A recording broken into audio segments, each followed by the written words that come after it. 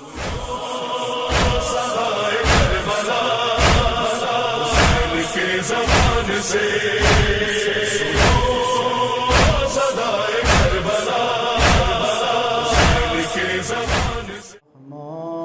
الرحیم الحمد للہ رب العالمین بارئ الخلائق اجمعین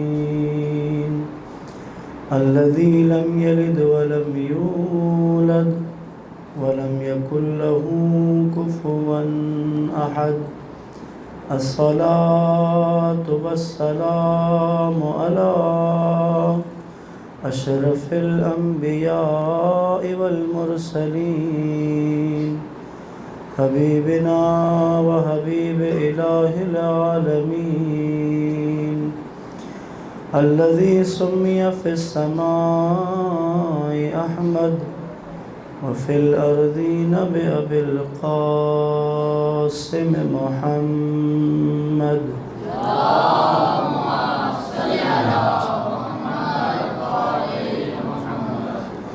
وعلى آله الطيبين الطاهرين المعصومين ولعنة الدائم على أعدائهم أجمعين من يوم عداوتهم إلى قيام يوم الدين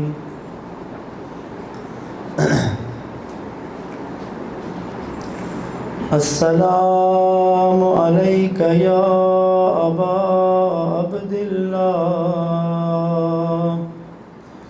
وعلى الأرواح التي حلت بفنائك عليك مني سلام الله أبدا ما بقيت وبقي الليل والنهار ولا جعله الله آخر العهد مني لزيارتكم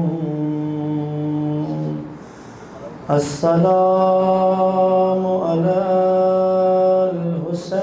الحسين وعلى علي بن الحسين وعلى أولاد الحسين وعلى أصحاب الحسين الذين بذلوا مهجهم دون الحسين عليه السلام صلوات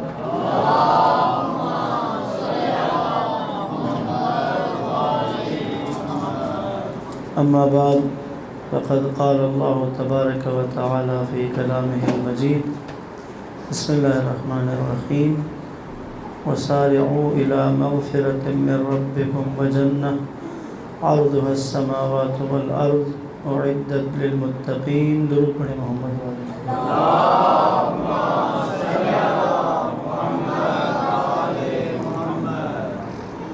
سب سے پہلے بارگاہ رب العزت میں دست بدعا ہے کہ خدا ہماری اس عبادت کو اپنی بارگاہ میں قبول فرمائے، ہمارا شمار سید الشہداء کے عزاداروں میں فرمائے، اور بانی مجلس کا اہتمام کرنا، آپ سب کا تشریف لانا، ہمارا حاضر ہونا خدا اس پرسے کو سید کائنات کی بارگاہ میں قبول فرمائے، اور بروز حشر سید کائنات کی شفاعت نصیب فرمائے۔ قبولیت دعا و مجلس کے لیے درود پڑھیں محمد و آل محمد۔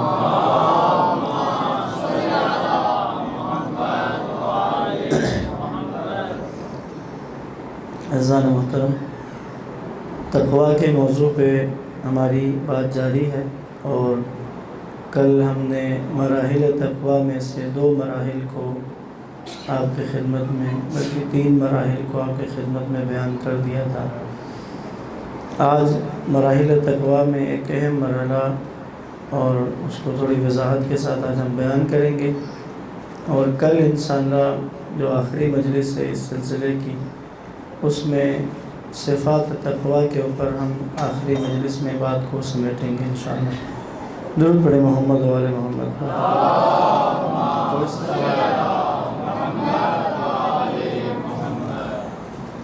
تمہیداً جیسا کہ جو دوست نئے شامل ہو رہے ہیں ان کی، تاکہ ان کے لیے پچھلی بات سے جوڑنے کے لیے ایک آدھ جملہ میں پچھلی گفتگو کے بارے میں عرض کرتا ہوں، اور حسب سابق گزارش کے تھوڑا سا آگے تشریف لیں، درود پڑھتے ہیں۔ اللہم صلی علی محمد آگے آنے میں کنجوسی نہ کریں، ایک دفعہ پھر درود پڑھیں تھوڑا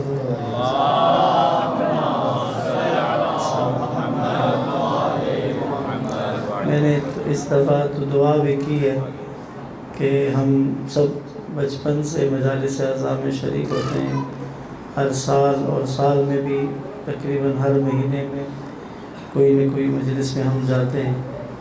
تو عرض کیا تھا کہ آداب مجلس جو رسول اللہ کے ہاں تھے، اس میں جب بھی مجلس میں بیٹھا جاتا تھا تو سب سے آگے سے بیٹھنا شروع کرتے تھے، اور پھر ترتیب جو بعد میں آئے گا وہ پیچھے آرام سے بیٹھ جائیں گے۔ لیکن اب یہ ہوتا ہے کہ ہر مجلس میں ایک دو دفعہ کہنا پڑتا ہے کہ آگے تشریف لے آئیں، تو اللہ کرے کہ ہم آداب مجلس بھی آہستہ آہستہ سیکھ لیں۔ اور یہ ایسا ہی ہے کیونکہ ہم نے اپنے بڑوں کو اسی طرح دیکھا تھا، انہیں بھی ممبر سے کہہ کے آگے کروایا جاتا تھا، اس لیے ہم بھی ممبر سے کہے تب آگے جاتے ہیں۔ اگر ہم آج سے اس اپنی عمر سے تبدیل کر دیں تو یہ جو بچے بڑے ہوں گے تو انہیں پھر شاید کہنا نہیں پڑے گا، انہیں پتہ ہوگا کہ مجلس میں سب سے آگے ہی بیٹھنا ہوتا ہے۔ درود پڑھے محمد والے۔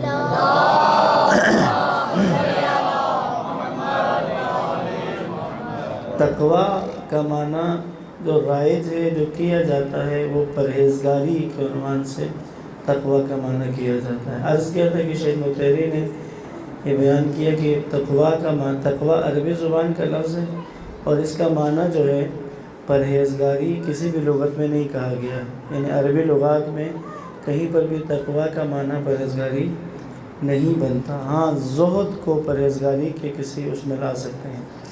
تقویٰ کا معنی تھا نقصان سے محفوظ رکھنا، بچانا، خود کو حفاظت کرنا، دیکھ بھال کرنا۔ تو حفاظت کرنا، بچانا، پس زندگی کے ہر پہلو پر تقویٰ کا امپلیمنٹ ہوتا ہے۔ آپ کوئی بھی کام کر رہے ہیں اس میں تقویٰ کا امپلیمنٹ ہے۔ پھر اس میں ایک اشتباہ ہوتا تھا، میں نے وضاحت سے عرض کر دیا تھا، ہم نے کہا کہ کاروبار میں تقویٰ ہوتا ہے، کاروباری تقویٰ ہوتا ہے۔ ایک آپ جاب کر رہے ہیں تو ملازمت کا ایک تقویٰ ہوتا ہے، اگر آپ طالب علم ہیں تو ایک طالب علم کا تقویٰ ہوتا ہے، اگر آپ کوئی بھی کام کر رہے ہیں، آپ مزدور ہیں، مستری ہیں، جو بھی کام آپ کا ہے اس کام کا تقویٰ، اس میں جیسا کہ عرض کیا تھا، ایک تو تقویٰ یہ ہے کہ اس کام میں آپ ماہر ہیں۔ عرض کیا تھا متقی انسان ماہر ہوتا ہے، یا ایک جملہ عرض کیا تھا کہ متقی جگاڑ والے کام نہیں کرتا، ایسا نہیں ہوتا کہ صاحب تقویٰ بھی ہے اور اس کے کام جگاڑ والے ہیں۔ ہمارے تو ایک پوری زندگی میں بہت ساری چیزیں ہم نے جگاڑ پہ رکھی ہوتی ہیں، صاحب تقویٰ کا کام جگاڑ والا نہیں ہوتا، لہٰذا متقی بن کر کام، جیسے کسی کے کام سے پتہ چلتا ہے کہ یہ کام کسی صاحب تقویٰ نے کیا۔ مولا علی علیہ السلام جب یہودی کے بعد میں مزدوری کرتے تھے تو مولا جو ٹائم اس کے ساتھ معین ہوتا تھا وہ پورا وقت مولا دیتے تھے، ایسا نہیں ہوتا تھا کہ اس کا کام چھوڑ کے کسی اور کام پہ لگ جاتے ہیں، ایسا نہیں ہوتا۔ جو اگر حتیٰ یہودی کا وقت جب مولا نے وہاں پر کام کیا تو وہ ایسا کام ہوتا تھا کہ یہودی کو اطمینان ہوتا تھا کہ اگر علی بن ابی طالب کام کر رہے ہیں تو جا کر دیکھنے کی، نگرانی کی کوئی ضرورت نہیں ہوتی اس کو۔ مزدور کا تقویٰ کیا ہے؟ جو کام آپ کر رہے ہیں، اگر آپ فرض کریں آپ نے 8 گھنٹے کام کرنا ہے اور اس کے بیچ میں ایک وقفہ ہے آپ کے لیے، اور 8 گھنٹے کے اندر آپ کو جس بل الانسان علی نفسہ بصیرہ، قرآن کہتا ہے انسان اپنے بارے میں سب سے بہتر جانتا ہے، ہر انسان کو اپنے بارے میں سب سے بہتر پتہ ہوتا ہے۔ ضمن نظر کرتا ہے بل الانسان علی نفسہ بصیرہ، سورہ قیامت کی آیات ہے۔ انسان اپنے بارے میں سب سے بہتر جانتا ہے، ولو القی معاذیرہ، لیکن وہ بہانے تراشتا ہے۔ اپنے بارے میں سب سے بہتر جانتا ہے لیکن وہ اپنے لیے پھر بہانے تراشتا ہے، ایکسکیوزز تلاش کرتا ہے۔ ایک مزدور کے لیے کیا ہوتا ہے، اسے خبر ہے کہ اس کا کام کتنا ہے، اگر وہ اس میں ڈنڈی نہ مارے، اس میں غفلت نہ کرے اور اپنے آپ کو بچائے کہ اس کام میں غفلت کرنے سے اپنے آپ کو بچانا، یہ تقویٰ ہے اس کا۔ باقی عرض کیا تھا کہ تقویٰ انسانی صفت ہے، ہر انسان کے اندر تقویٰ کی صفت ہے، ہونی چاہیے۔ الہی تقویٰ کیا ہے؟ پھر اس میں معیارات الہی ہوتے ہیں۔ مثال کے طور پہ عرض کیا کہ جنگ میں تقویٰ کیا ہے؟ ایک تو یہ جنگی مہارت، مثال بھی دی تھی آپ کو حزب اللہ کی، کہ جس بحری جہاز میں پہلا مارٹر جس نے سوراخ کیا تھا، اگلے اسی سوراخ کے اندر سے مارٹر گھسے اور جہاز تباہ کیے، یہ جنگی مہارت ہے۔ الہی تقویٰ کی نشانی کیا ہوتی ہے؟ داعش والے جب کبھی ایسا ہوتا کہ کوئی جوان شہید ہوتا ان لشکروں میں سے، تو وہ اس کے اعضاء کاٹتے تھے، اس کے اعضاء کاٹنا، پیٹ چاک کرنا، مسلح کرتے تھے لاش کو۔ لیکن کبھی بھی ایسا نہیں ہوا کہ حزب اللہ نے کسی کو، حتیٰ کسی داعشی کو بھی مارا ہو تو اس کے ہاتھ پیر کاٹے ہوں یا اس کے لاش کا مسلح کیا ہو، نہیں کرتے تھے۔ یہ الہی تقویٰ کے معیارات تھے۔ جنگی مہارت ہے لیکن کبھی بھی کسی لاش کا مسلح نہیں کیا۔ عامر ابن عبد ود جو جنگ خندق میں مارا گیا، اس کی بہن نے جب اس کا جنازہ دیکھا، تو اس نے کہا یقیناً جس نے اس کو مارا ہے وہ بڑا غیرت مند تھا۔ کہا بھائی تمہارے بھائی کے قاتل کی تعریف کر رہی ہوں؟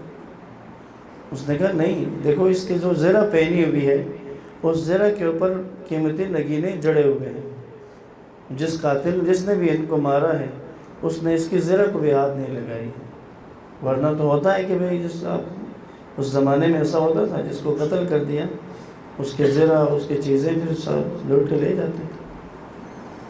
تو بس تقویٰ زندگی کے ہر شعبے میں امپلیمنٹ ہوتا ہے تقویٰ کا۔ آپ یونیورسٹی جا رہے ہیں، کالج جا رہے ہیں، آپ کا تقویٰ ایک تو متقی ہے کہ وہاں پر آپ نے اپنے ایک تو ایمان کے حفاظت کرنی ہے، اپنے ایمان کو محفوظ رکھنا ہے۔ ایک تو تقویٰ کی ذمہ داری آپ کی، متقی ہونے کی ذمہ داری ہے کہ آپ اپنے ایمان کو محفوظ رکھیں گے۔ دوسرا، آپ جس مقصد کے لیے یونیورسٹی اور کالج گئے ہیں، مثال کے طور پر کلاس میں، یہ تو امام جعفر صادق علیہ السلام کے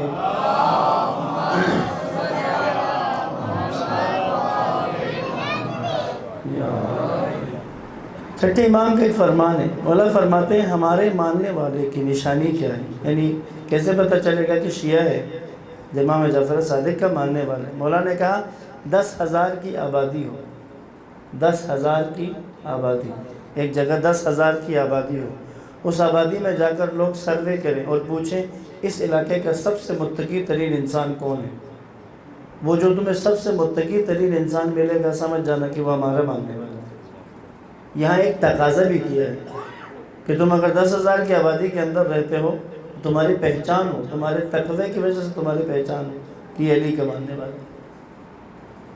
لہٰذا تقوی یہی ہے کہ انسان کسی بھی شعبے میں کام کر رہے، اپنے کام میں ماہر ہو اور اپنے کام کے اندر کے جو اس کی کمیاں ہوتی ہیں یا اس میں جو غفلت برتی جاتی ہے اس سے خود کو محفوظ رکھے، چاہے کہیں بھی کام کر رہا ہے اس کام کو بہترین انداز میں انجام دے۔ یہ تقوی ہے۔ تقوی کے مراحل کہ ہم تقوی کو حاصل کرنے کے لیے کون کون سے کام کریں گے۔ کل عرض کیا کہ تقوی کا ایک مرحلہ رحمت ہے کہ اللہ کی رحمت کو، اپنے آپ کو اللہ کی رحمت کے اندر شامل کروانا ہے، اور اس کا طریقہ کیا ہے؟ آپ کے سامنے آیت قرآن میں نے بیان کی۔ ویسے تو ہم لوگ تو گناہ کر کے رحمت کے متقاضی ہوتے ہیں کہ ہم نے عمل نہیں کیا ہے، ہم غفلت میں رہے، خدا ہم تو گنہگار ہیں، اب اللہ تو ہی رحم کر۔ جبکہ قرآن یہ کہتا ہے اطیعوا اللہ والرسول لعلکم ترحمون، اللہ اور اس کے رسول کی اطاعت کرو تاکہ تم شامل رحمت قرار پاؤ۔ اطاعت کریں گے تو رحمت کے چھاؤں تلے آ جائیں گے۔ اطاعت کیسے کرنی ہے؟ آپ کو قرآن کی سورہ نساء کی آیت نمبر 65 میں بتایا تھا۔ اطاعت کیا ہوتی ہے؟ اللہ کے نبی کو حکم بنانا ہے، اپنے معاملات کا فیصلہ رسول اللہ سے لینا ہے، اور جو رسول اللہ فیصلہ کر دیں اس فیصلے کے بارے میں دل میں بھی اعتراض نہیں کرنا ہے۔ فَلَا وَرَبِّكَ لَا يُؤْمِنُونَ حَتَّى يُحَكِّمُوكَ فِيمَا شَجَرَ بَيْنَهُمْ اور ثُمَّ لَا يَجِدُوا فِي أَنفُسِهِمْ حَرَجًا مِّمَّا قَضَيْتَ وَيُسَلِّمُوا تَسْلِيمًا، کہ تو نے جو فیصلہ کر دیا ہے اس کے بارے میں ان کے دل میں بھی کوئی اعتراض نہ آئے۔ یہ اطاعت ہے۔ اگر کوئی اس طرح سے اطاعت کرے گا تو پھر وہ رحمت الہی کے چھاؤں میں ہوگا۔ تیسرا مرحلہ بتایا تھا سبقت کرنا، تیزی دکھانی ہے، جلدی جانا ہے، سبقت کرنی ہے، ایک دوسرے سے آگے بڑھنے کی کوشش کرنی ہے۔ کس چیز کی طرف؟ وَسَارِعُوا إِلَىٰ مَغْفِرَةٍ مِّن رَبِّكُمْ وَجَنَّةٍ، جنت کی طرف سبقت کرنی ہے، ان کاموں کی طرف سبقت کرنی ہے کہ جس کے عوض میں جنت دی جائے گی۔ جیسا کہ حدیث آپ کی خدمت میں عرض کی تھی کہ تمہارے بدن کی سب سے کم قیمت جنت ہے، اس سے کم پر بیچنا نقصان ہے، اس سے کم پر بیچنا، یعنی اگر جسم کسی ایسے کام میں گھل رہا ہے، ہم کسی ایسے کام میں استعمال ہو رہے ہیں کہ جس کا عوض جنت نہیں ملے گی، جس کے نتیجے کے طور پر ہمیں جنت نہیں دی جائے گی، تو معصوم کے مطابق نقصان ہے۔ بس چوتھا مرحلہ جو آج اس پر بات کریں گے وہ مغفرت ہے۔ مغفرت کے بارے میں بھی ایک اشتباہ ہے۔ رہبر معظم نے جو اس کا مفہوم اور اس کے بارے میں جو تفصیل آغا رہبر نے بیان کی ہے، اسی سے استفادہ کرتے ہوئے آپ کی خدمت میں عرض کر رہا ہوں۔ درود پڑھیں محمد و آل محمد۔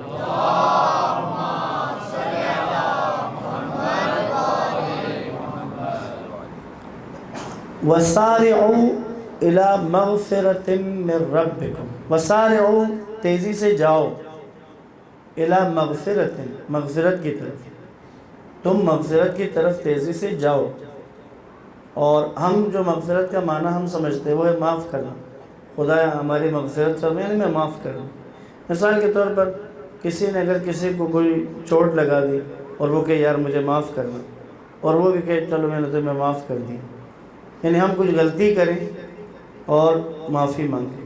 یا مثال کے طور پہ اگر ٹیکس زیادہ بن گیا ہو، ہمارا آج کل یہ مسئلہ بنا ہو، ٹیکس بن گیا، پھر کسی کے ذریعے سے جا کے کوئی سفارش کی، کوئی پرچی لے کے گئے، کوئی بات چیت کر، پھر ہمیں اس میں سے کچھ چھوڑ دیا گیا، یعنی معافی مل گئی اس میں سے ایک حصے کی۔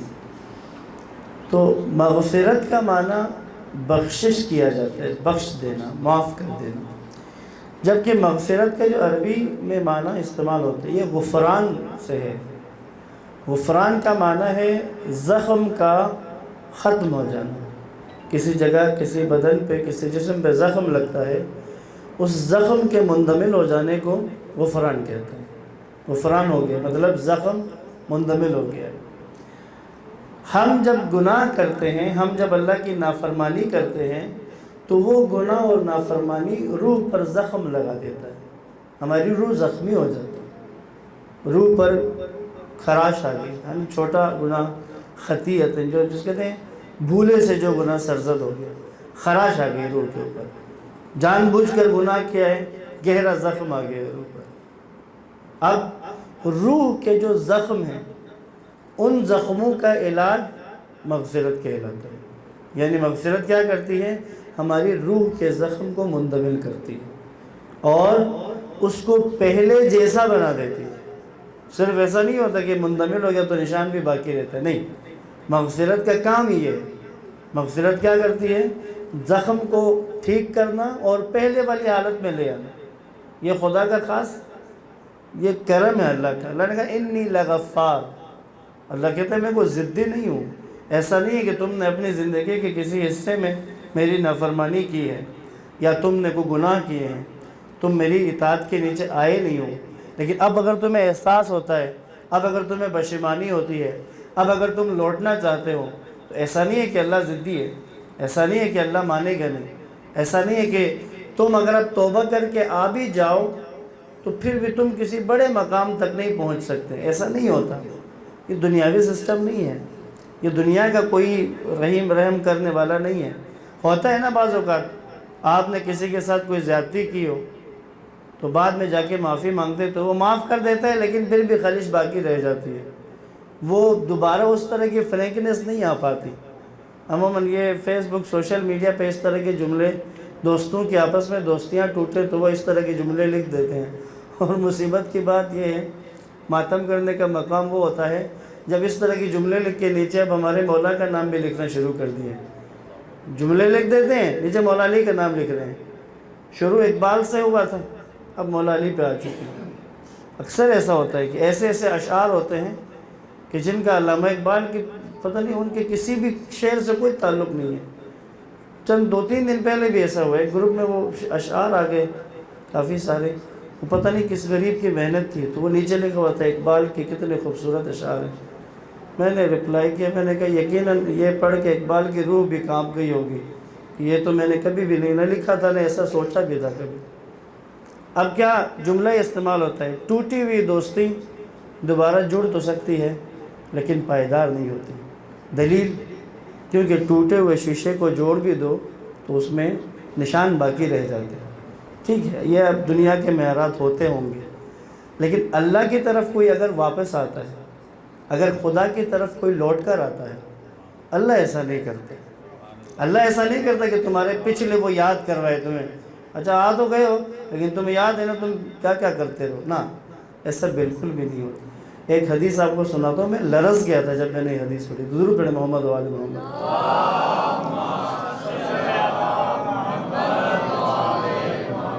امام جعفر صادق علیہ السلام فرماتے ہیں، مولانا کہتے ہیں کہ اگر کوئی انسان کسی صحرا میں جا رہا ہو، اس کے پانی کا ذخیرہ ختم ہو جائے اور اس کو پیاس لگنے لگے، اتنی پیاس لگے کہ جب اسے لگے کہ اب تو میں مرنے ہی والا ہوں، اب پیاس مزید میں زندہ نہیں رہ سکوں گا پیاس، اس وقت اگر اس کے سامنے کوئی ٹھنڈے اور میٹھے پانی کا ایک کوزہ لا کر دے دے تو اس پانی کو دیکھ کر اسے کتنی خوشی ہو۔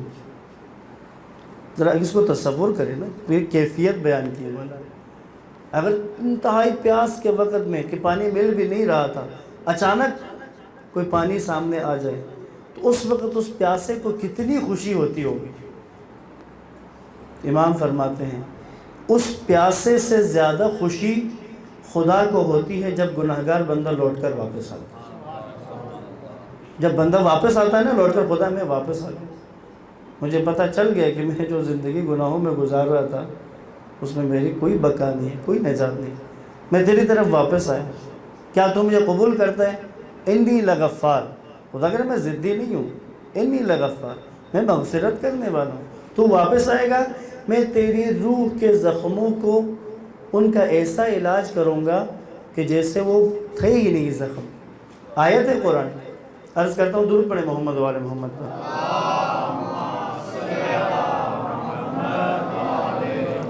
سورہ فرقان کی آیت نمبر 70۔ کیا کرتا ہے خدا جب کوئی بندہ واپس لوٹ کر رہے؟ عنوان ہے مرحلہ تقویٰ ہے مغفرت، کیونکہ پیچھے ہم خطائیں کر چکے ہیں، پیچھے مسائل رہ چکے ہیں۔ اب اگر ہم متقی بننا چاہیں، ہو سکتا ہے نا زندگی کے، اب اگر میں تقویٰ کی طرف آنا چاہوں، ایک عمر گزار چکا ہوں، اب کیا ممکن ہے؟ جی ممکن ہے۔ آیت سورہ فرقان کی آیت نمبر 70 ہے، بسم اللہ الرحمن الرحیم۔ من تاب و آمن و عمل عملا صالح، من تاب، جس نے توبہ کی۔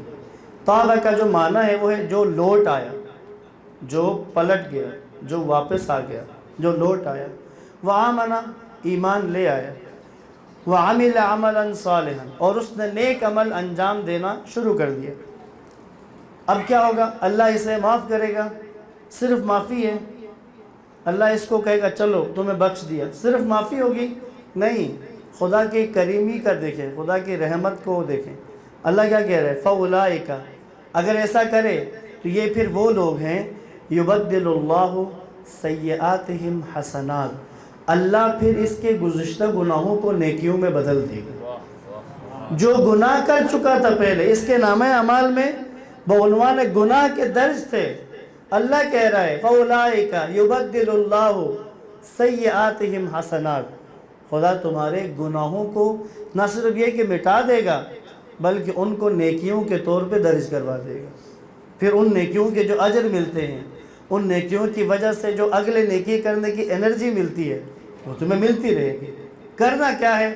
مغفرت۔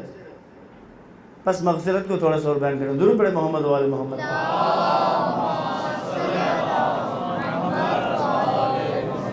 مغفرت کیا ہے؟ توبہ اور مغفرت یہ دونوں ایک دوسرے سے جڑے ہوئے ہیں۔ مغفرت کیا ہے؟ مثال کے طور پہ توبہ اور مغفرت دونوں ایک ہی مثال میں سمجھ آ جائے۔ ہم نے سفر کرنا ہے لاہور سے اسلام آباد، ہمارا سفر ہے لاہور سے اسلام آباد۔ ہم گئے موٹر وے پہ چڑھے، ہم جا رہے ہیں، ہمیں پتہ ہے کہ ہم اتنے بجے لاہور سے نکلیں، مثال کے طور پر ہم نے 2 بجے دن میں اسلام آباد میں پہنچنا ہے، وہاں ٹائم ہے، پتہ ہے کہ 2 بجے وہاں پر ہم نے پہنچنا ہے، اور ہمارا سفر کا سارا پیریڈ ہمارا طے تھا، ہم چل پڑے۔ بیچ میں ایسا ہوا موٹر وے پہ چلتے چلتے ہم ایک جگہ موٹر وے چھوڑ کر دائیں طرف یا بائیں طرف کو نکل گئے، کسی کام سے نکلے یا ایسے ہی کوئی چیز نظر آ گئی، کچھ ہوا، نکل گئے۔ کافی یا کچھ دور جا کر اندازہ ہو گیا کہ ہم تو غلط گئے، ہم نے تو اسلام آباد جانا تھا۔ جو ہی احساس ہوا تو کیا کرتا ہے بندہ ڈرائیونگ سیٹ پہ بیٹھا ہو، جو ہی اندازہ ہو جائے کہ نہیں وہ تو اسلام آباد جانا تھا، یہاں کدھر جا رہا ہوں، جو ہی ایسا احساس ہوتا ہے تو وہ فوراً گاڑی کا یو ٹرن لیتا ہے اور دوبارہ واپس آ کر اپنے سفر کو موٹر وے پر اگر دوبارہ اس نے شروع کر دیا۔ عزیزان محترم، یہ جو پروسیس ہے نا، اس کو توبہ کہا جاتا ہے عربی میں۔ کیا انسان صراط مستقیم پر چل رہا ہے، خدا کی طرف اس کا سفر جاری ہے، اس سفر کے درمیان میں جب کبھی گناہ کرتا ہے، جب کبھی اللہ کی نافرمانی کرتا ہے تو وہ صراط مستقیم سے ہٹ جاتا ہے، اور جب اسے احساس ہوتا ہے کہ میں غلط کر بیٹھا تو پھر کیا ہوتا ہے، احساس ہوا غلط کر بیٹھا ہوں، واپس آ جاتا ہے، واپس آ کر صراط مستقیم پر اپنا سفر شروع کر دیتا ہے۔ اگر یہ واپس آ کر صراط مستقیم پہ سفر شروع کرے تو کہا جائے گا اس نے توبہ کر لی، یہ ہے توبہ۔ اگر فرض کریں اسلام آباد جانا تھا، کہیں مڑ گیا ہے، اور ساتھ بیٹھے والے سواری کو ہی بتا رہے یار بہت غلطی ہو گئی، ہم نے تو اسلام آباد جانا تھا، یہ تو ہم غلط آ گئے ہیں، لیکن رک نہیں رہا، ادھر ہی جا رہے۔ اگر افسوس کرتا رہے، پشیمان ہوتا رہے یار بہت غلطی ہو گئی ہے، ہم تو غلط آ گئے، جانا اسلام آباد تھا، مڑ کے واپس نہیں جا رہا، تو یہ افسوس کرنا، پشیمان ہونا، اپنے آپ کو کوسنا، ہو سکتا ہے ایک آدھ اپنے آپ کو مار بھی لے، لیکن یہ سب کچھ فائدہ نہیں دینے والا۔ کب تک؟ جب تک کہ واپس جائے۔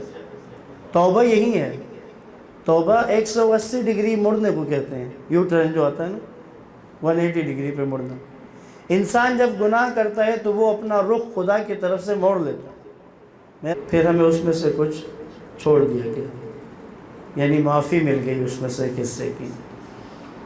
تو مغفرت کا معنی بخشش کیا جاتا ہے، بخش دینا، معاف کر دینا، جبکہ مغفرت کا جو عربی میں معنی استعمال ہوتا ہے یہ غفران سے ہے۔ غفران کا معنی ہے زخم کا ختم ہو جانا، کسی جگہ، کسی بدن پہ، کسی جسم پہ زخم لگتا ہے، اس زخم کے مندمل ہو جانے کو غفران کہتے ہیں۔ غفران ہو گیا مطلب زخم مندمل ہو گیا۔ ہم جب گناہ کرتے ہیں، ہم جب اللہ کی نافرمانی کرتے ہیں تو وہ گناہ اور نافرمانی روح پر زخم لگا دیتا ہے، ہماری روح زخمی ہو جاتی ہے، روح پر خراش آ گئی، یعنی چھوٹا گناہ خطیئت جو جس کہتے ہیں بھولے سے جو گناہ سرزد ہو گیا، خراش آ گئی روح کے اوپر، جان بوجھ کر گناہ کیا ہے، گہرا زخم آ گیا روح پر۔ اب روح کے جو زخم ہیں ان زخموں کا علاج مغفرت کہلاتا ہے، یعنی مغفرت کیا کرتی ہے، ہماری روح کے زخم کو مندمل کرتی ہے اور اس کو پہلے جیسا بنا دیتی ہے۔ صرف ایسا نہیں ہوتا کہ مندمل ہو گیا تو نشان بھی باقی رہتا ہے، نہیں، مغفرت کا کام ہی ہے۔ مغفرت کیا کرتی ہے، زخم کو ٹھیک کرنا اور پہلے والی حالت میں لے آنا۔ یہ خدا کا خاص یہ کرم ہے اللہ کا۔ اللہ نے کہا انی لغفار، اللہ کہتا ہے میں کوئی ضدی نہیں ہوں، ایسا نہیں ہے کہ تم نے اپنی زندگی کے کسی حصے میں میری نافرمانی کی ہے یا تم نے کوئی گناہ کیے ہیں، تم میری اطاعت کے نیچے آئے نہیں ہو، لیکن اب اگر تمہیں احساس ہوتا ہے، اب اگر تمہیں پشیمانی ہوتی ہے، اب اگر تم لوٹنا چاہتے ہو، تو ایسا نہیں ہے کہ اللہ ضدی ہے، ایسا نہیں ہے کہ اللہ مانے گا نہیں، ایسا نہیں ہے کہ تم اگر اب توبہ کر کے آ بھی جاؤ تو پھر بھی تم کسی بڑے مقام تک نہیں پہنچ سکتے، ایسا نہیں ہوتا۔ یہ دنیاوی سسٹم نہیں ہے، یہ دنیا کا کوئی رحم کرنے والا نہیں ہے۔ ہوتا ہے نا بعض اوقات آپ نے کسی کے ساتھ کوئی زیادتی کی ہو تو بعد میں جا کے معافی مانگتے تو وہ معاف کر دیتا ہے، لیکن پھر بھی خلش باقی رہ جاتی ہے، وہ دوبارہ اس طرح کی فرینکنس نہیں آ پاتی۔ عموماً یہ فیس بک، سوشل میڈیا پہ اس طرح کے جملے، دوستوں کے آپس میں دوستیاں ٹوٹے تو وہ اس طرح کے جملے لکھ دیتے ہیں، اور مصیبت کی بات یہ ہے، ماتم کرنے کا مقام وہ ہوتا ہے جب اس طرح کی جملے لکھ کے نیچے اب ہمارے مولا کا نام بھی لکھنا شروع کر دیے، جملے لکھ دیتے ہیں نیچے مولا علی کا نام لکھ رہے ہیں۔ شروع اقبال سے ہوا تھا، اب مولا علی پہ آ چکے ہیں۔ اکثر ایسا ہوتا ہے کہ ایسے ایسے اشعار ہوتے ہیں کہ جن کا علامہ اقبال کی پتہ نہیں ان کے کسی بھی شعر سے کوئی تعلق نہیں ہے۔ چند 2-3 دن پہلے بھی ایسا ہوا ہے، گروپ میں وہ اشعار آ گئے کافی سارے، وہ پتہ نہیں کس غریب کی محنت تھی، تو وہ نیچے لکھا ہوا تھا اقبال کے کتنے خوبصورت اشعار ہیں۔ میں نے رپلائی کیا، میں نے کہا یقیناً یہ پڑھ کے اقبال کی روح بھی کانپ گئی ہوگی، یہ تو میں نے کبھی بھی نہیں نہ لکھا تھا، نہ ایسا سوچا بھی تھا کبھی۔ اب کیا جملہ استعمال ہوتا ہے، ٹوٹی ہوئی دوستی دوبارہ جڑ تو سکتی ہے لیکن پائیدار نہیں ہوتی۔ دلیل، کیونکہ ٹوٹے ہوئے شیشے کو جوڑ بھی دو تو اس میں نشان باقی رہ جاتے ہیں۔ ٹھیک ہے، یہ اب دنیا کے معیارات ہوتے ہوں گے، لیکن اللہ کی طرف کوئی اگر واپس آتا ہے، اگر خدا کی طرف کوئی لوٹ کر آتا ہے، اللہ ایسا نہیں کرتے۔ اللہ ایسا نہیں کرتا کہ تمہارے پچھلے وہ یاد کر رہے تمہیں، اچھا آ تو گئے ہو لیکن تمہیں یاد ہے نا تم کیا کیا کرتے رہو، نا، ایسا بالکل بھی نہیں ہوتا۔ ایک حدیث آپ کو سناتا ہوں، میں لرز گیا تھا جب میں نے یہ حدیث پڑھی، درود پڑھیں محمد و آل محمد۔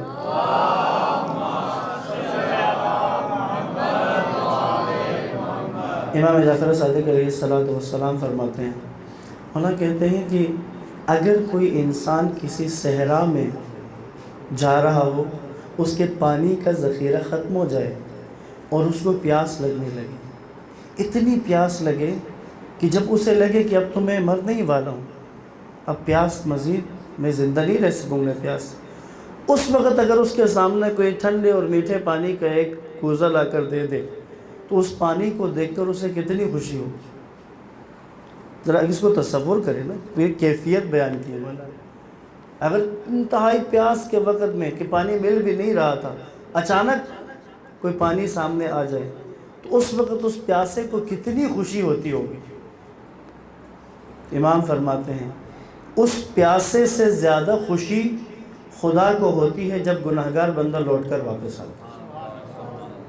جب بندہ واپس آتا ہے نا لوٹ کر، خدا میں واپس آ گیا، مجھے پتہ چل گیا کہ میں جو زندگی گناہوں میں گزار رہا تھا اس میں میری کوئی بقا نہیں ہے، کوئی نجات نہیں، میں تیری طرف واپس آیا، کیا تو مجھے قبول کرتا ہے؟